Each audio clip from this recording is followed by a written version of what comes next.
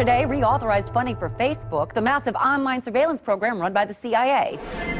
According to Department of Homeland Security reports, Facebook has replaced almost every other CIA information gathering program since it was launched in 2004.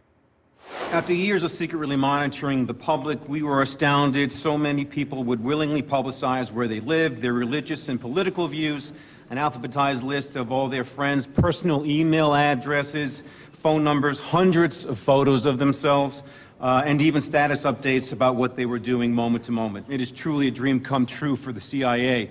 Much of the credit belongs to CIA agent Mark Zuckerberg, who runs the day-to-day Facebook operation for the agency. The decorated agent, codenamed the Overlord, was recently awarded the prestigious Medal of Intelligence Commendation for his work with the Facebook program, which he has called, quote, the single most powerful tool for population control ever created.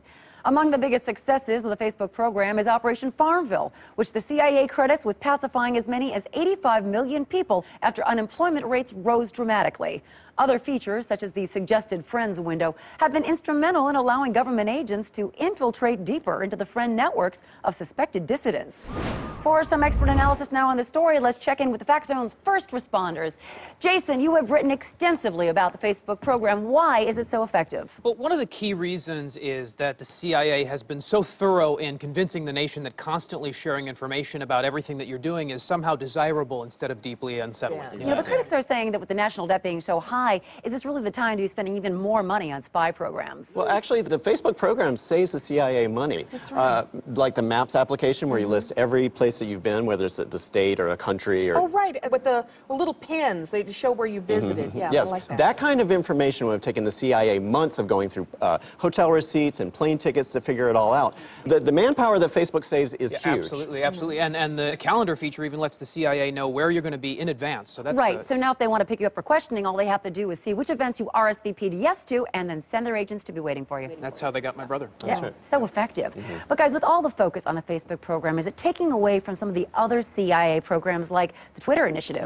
Yeah, the funding for that should be cut entirely. Right, 400 billion tweets and not one useful bit of data was ever transmitted. Oh, that's true. Now, is this trend of social network information gathering dangerous? I mean, just last week, the New York Times revealed that Al-Qaeda has designed Foursquare to identify popular locations for bombing. Actually, Brooke, that's been discredited as any kind of real threat. The people that use that site are people that no one would mind seeing bombed anyway. Yeah, So. really, the only thing the CIA has to be concerned about is people losing interest in Facebook and moving on to a new social network site, like the Chinese site Wanbi. I love Are you guys on Wanbi? Oh my God, it's so much more fun than Facebook. It is great. I love that one. I love that you can earn friend points the more state secrets that you post. You know, I've got a lot of contacts in the State Department. You know, I think I could really rack them up. You should post them up. I should. All right, first responders, thank you so much as always. You know, I'm, of course, a big fan of any social networking site. It allows me to interact with my fans without having to see, hear, or smell them.